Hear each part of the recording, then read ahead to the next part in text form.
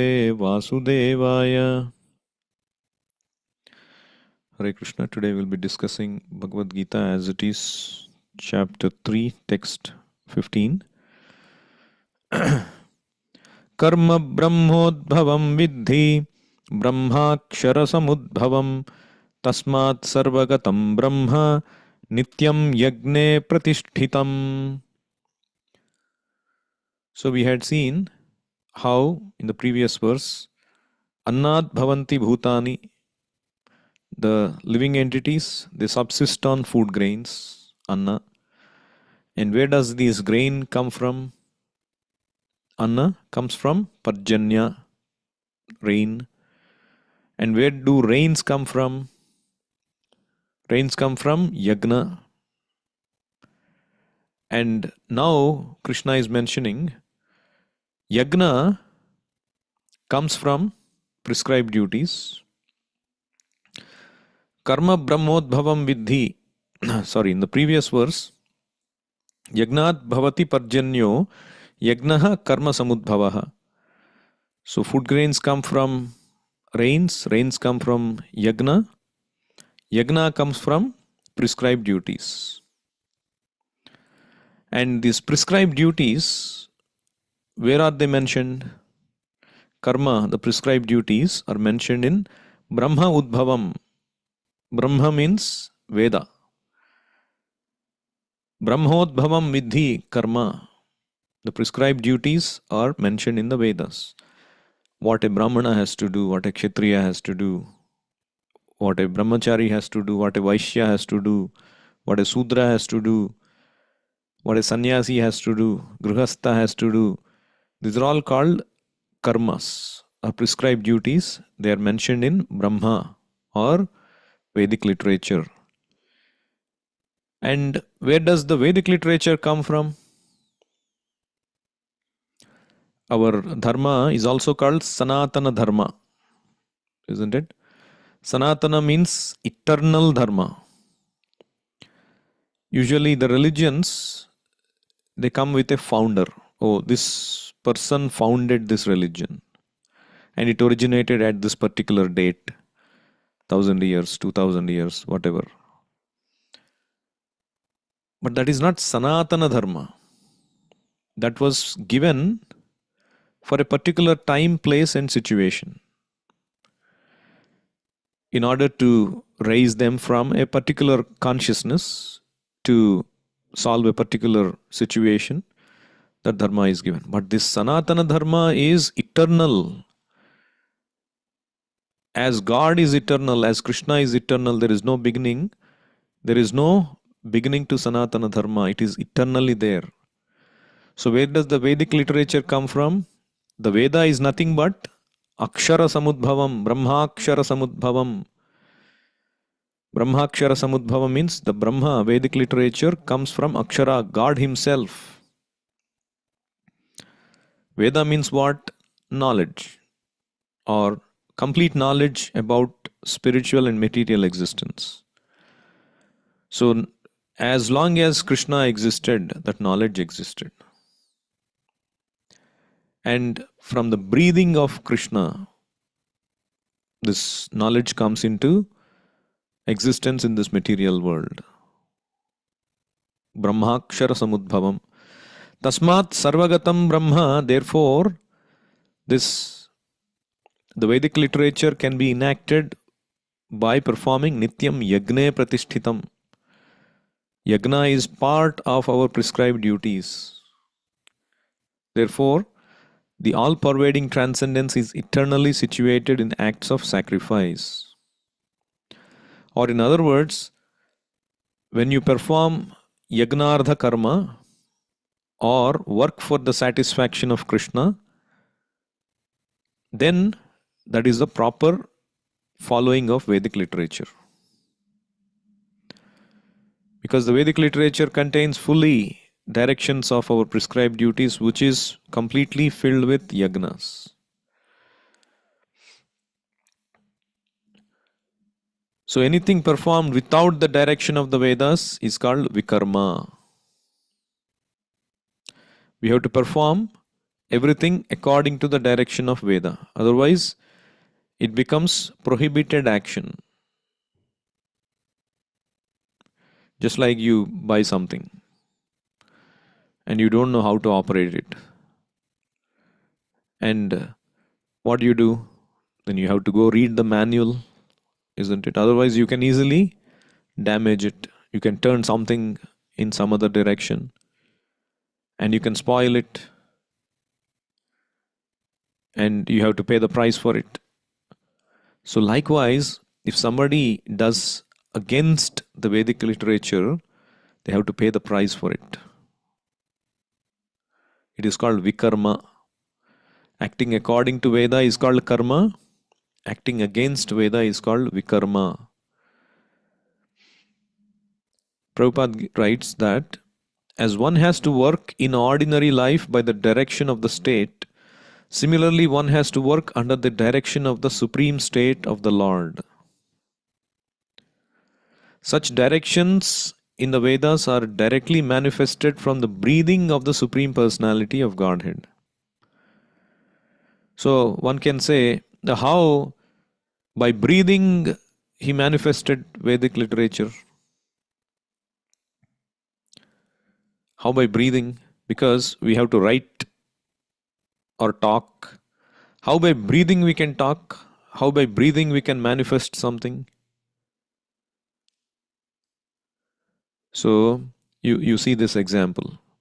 Like a man is driving and there is a wall in front of him and he has to go to a particular destination. He does not know whether to go left or right. So this man has a very important task. He's from the army. He has to go somewhere very soon to protect somebody. And he does not know left or right. Suddenly if a call comes from his colleague in the army, hey, go left. And then he goes left. And then again he hits another wall.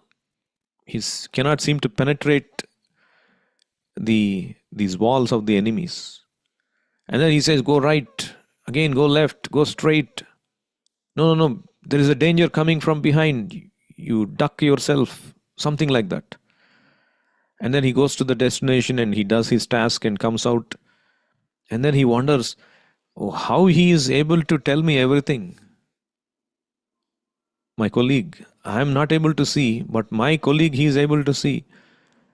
And then he said, I am on the helicopter above you. I can see everything. I can see the wall in front of you, what is left, what is right, who is attacking you from behind, who is there in front, where is the target that you have to go. Everything I can see because I'm not limited by the 2 dimensions. I'm in the 3rd dimension. I'm on the helicopter. So likewise, with our limited senses, we cannot comprehend how Krishna is, who Krishna is. Mahavishnu, when Krishna expands as Mahavishnu, Karanodakashayi Vishnu, and eventually Garbhodakashayi Vishnu, he lies within the universe. Our universe is an empty shell in the beginning. And Garbhodakashayi Vishnu, he perspires and fills half of this universe with his perspiration, which is called Garbhodaka ocean. And he lies down on the Garbhodaka ocean, and from his navel a lotus stem comes and a lotus flower is sprouted. And on that lotus flower, Lord Brahma is born. So, Garbhodakashayi Vishnu did not need the help of his consort to beget Lord Brahma. That is why Lord Brahma is also called Swayambhu. He was manifested himself, not with the help of a father and mother. He came directly from the Supreme Father. That means Krishna's limbs are not like our limbs, limited by certain dimensions, limited by matter. He is completely transcendental. He can see through matter. We cannot comprehend what he is made of. That is why Brahma Samhita is saying, Angani yasya sakalendriya vrittimanti pashyanti panti kalayanti chiram jaganti ananda chinmaya sadujjvala vigrahasya govindamadi purusham tamaham bhajami. His anga, angani yasya, whose anga are sakalendriya vrittimanti, every limb of his, every organ of his is capable of performing the task of every other organ. Like he can beget through his navel without the help of a wife. He can eat with his eyes. When we offer prasadam, he does not have to physically eat with his mouth. He can look at it and accept it and taste it. So this is the Lord. Angani yasya sakalendriya vrittimanti. So therefore he can manifest Vedic literature, knowledge from his breathing. So that's what Prabhupada says.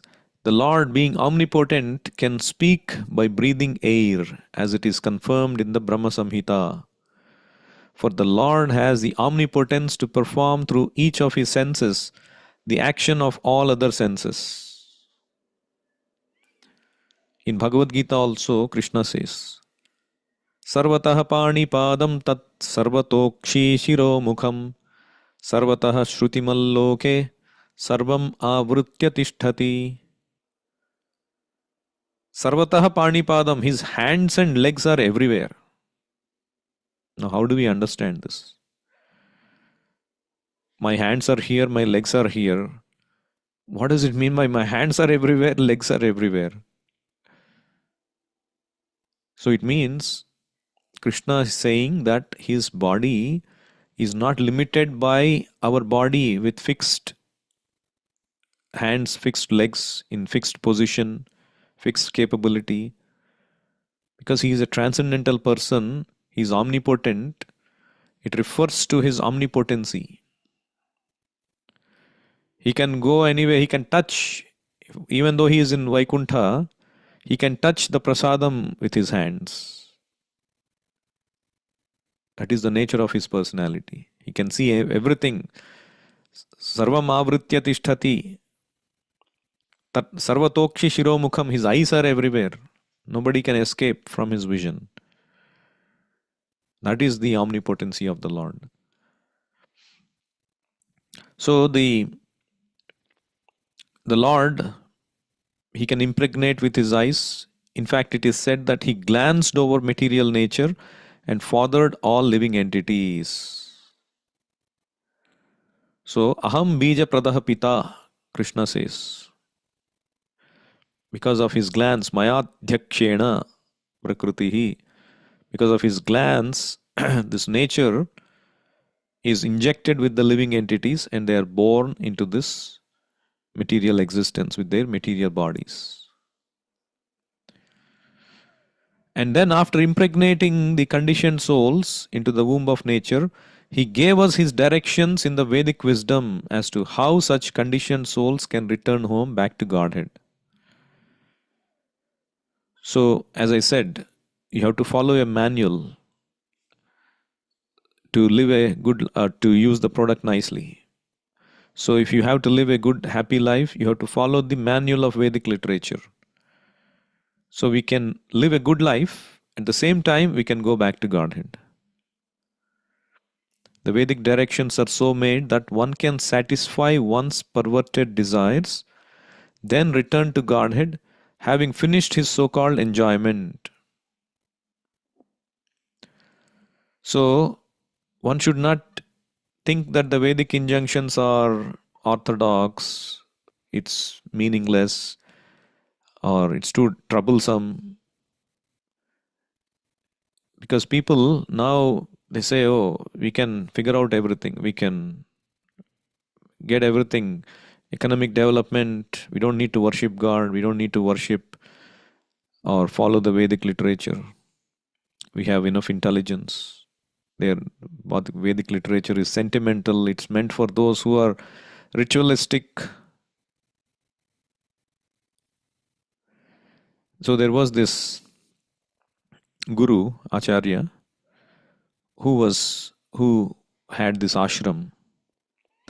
And one day he called two of his disciples.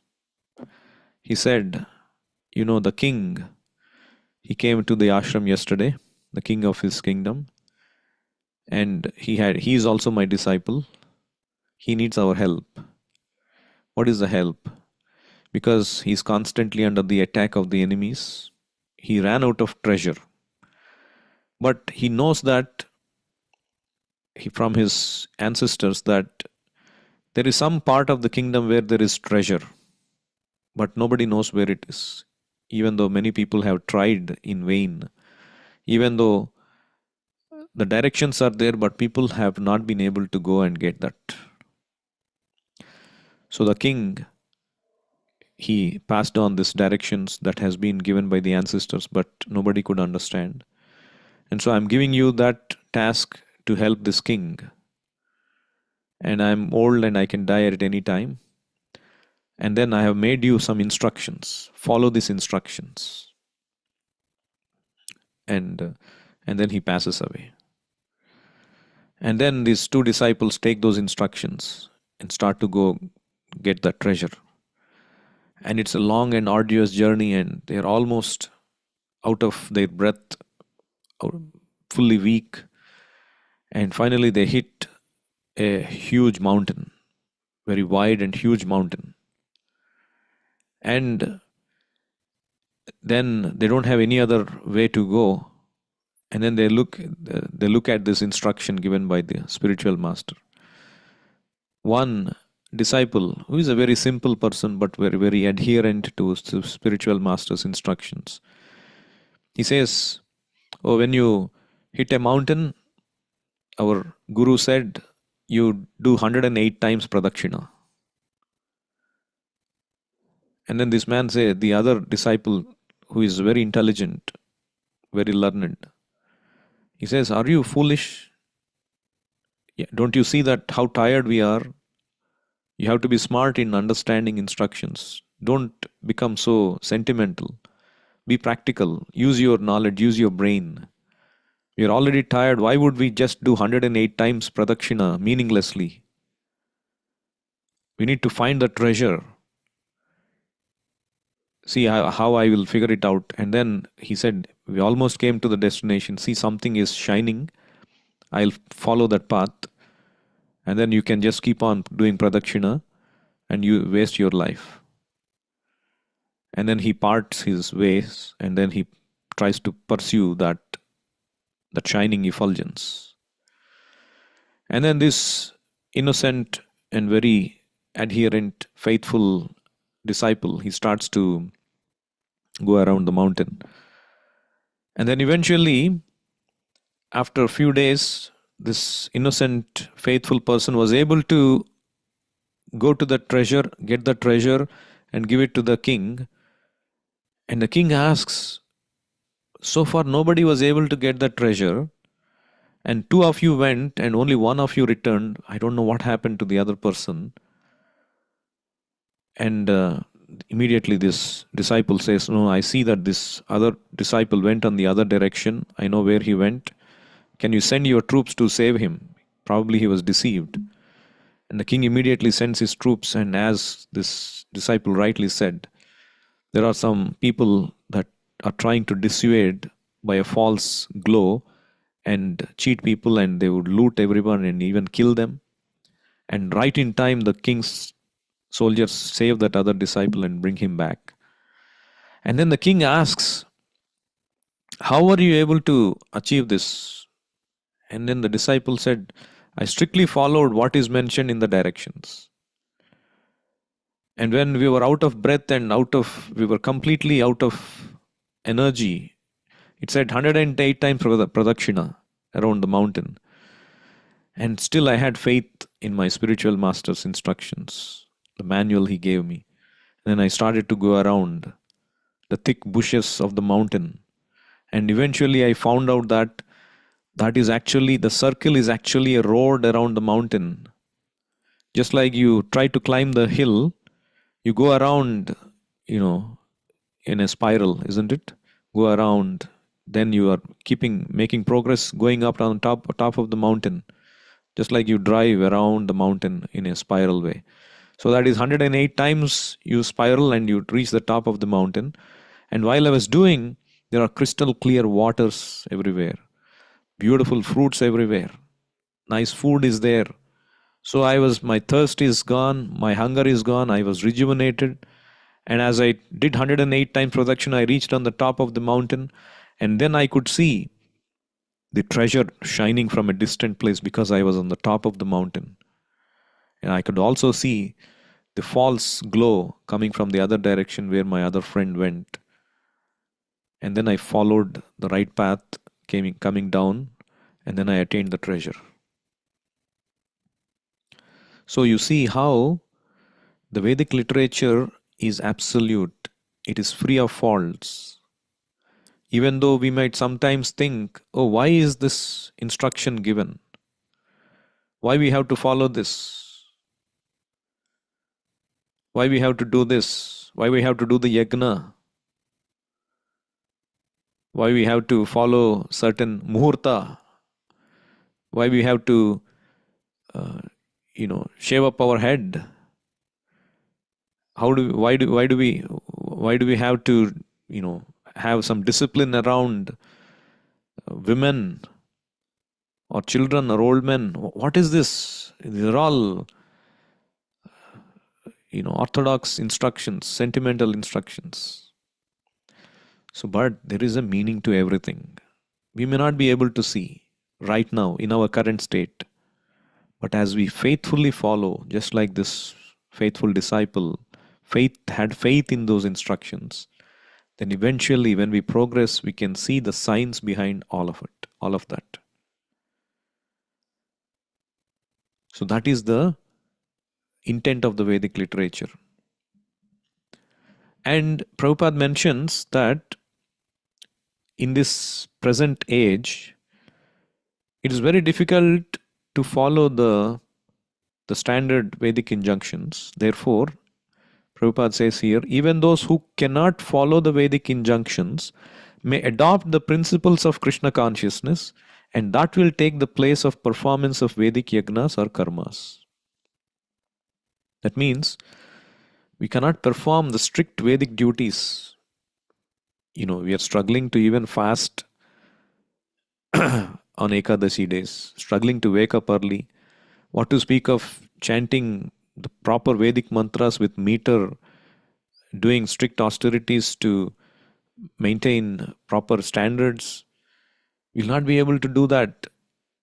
So therefore, we should adopt the principles of Krishna consciousness. That will take the place of performance of Vedic yagnas or karmas. Because it is said in scriptures, all Vedic rituals, mantras and understanding are compressed into 8 words. So it is said here in the Vedic literature, Esho Vedaha Shadangani Chandamsi Vividhaha Suraha Sarvam Ashtaksharantastham Yatyanyadapi Vanmayam Sarva Vedanta Sarardhaha Samsararnava Taranaha. All the Vedic rituals, mantras and understanding are compressed into these 8 words. Hare Krishna, Krishna Krishna, Hare Hare. Similarly, in the Kalisantarana Upanishad, it is said, Hare Krishna, Krishna Krishna, Hare Hare. Hare Rama, Rama Rama, Hare Hare. Iti Shodashakam Namnam Kali Kalmasha Nashanam Nataha Parataro Payaha Sarva Vedeshu Drishyate. The 16 words, Hare Krishna, Krishna Krishna, Hare Hare. Hare Rama, Rama Rama, Hare Hare, are especially meant for counteracting the contaminations of Kali. To save oneself from the contamination of Kali, there is no alternative but the chanting of these 16 words. So, chanting of Hare Krishna and following Krishna consciousness principles is nothing but following the Vedic literature and performance of Vedic yagnas.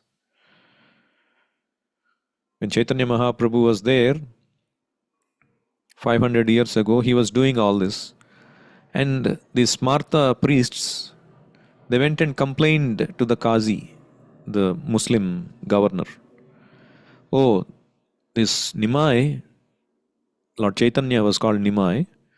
Oh, he's not following the Vedic yagnas, Vedic mantras where you have to murmur mantra. You should not chant aloud. You are waking up Mahavishnu who is lying on Yoga Nidra.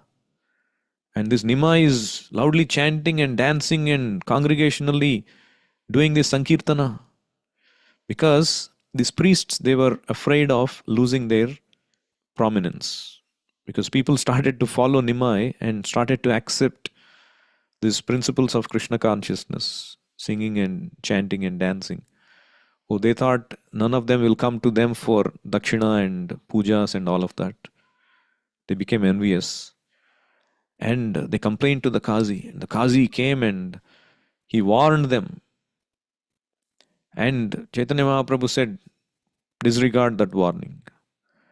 And the Qazi came again and he had these mrudangas broken. And then Chaitanya Mahaprabhu became mad and he led this huge army of 100,000 people taking this torchlights and mrudangas and huge Sankirtan, roaring Sankirtan. They went to the house of this Qazi. And the Qazi was scared. Of course, it's a big pastime. And Chaitanya Mahaprabhu goes inside the house and, makes him little peaceful. And then they have a conversation where Chaitanya Mahaprabhu explains about our Vedic literature, how this Hare Krishna mantra and how the Krishna consciousness is the cream of all these Vedic literature. And Chand Kazi, from that moment onwards, he gives an order that the Sankirtana cannot be stopped. Even his descendants should not stop Sankirtana. He becomes a devotee himself. So this is the significance of our Krishna consciousness movement, completely following the Vedic direction. So we should follow the yagna, which is Krishna consciousness, by which everybody becomes happy and peaceful. I'll stop here. Anybody has any questions or comments, feel free to unmute yourself.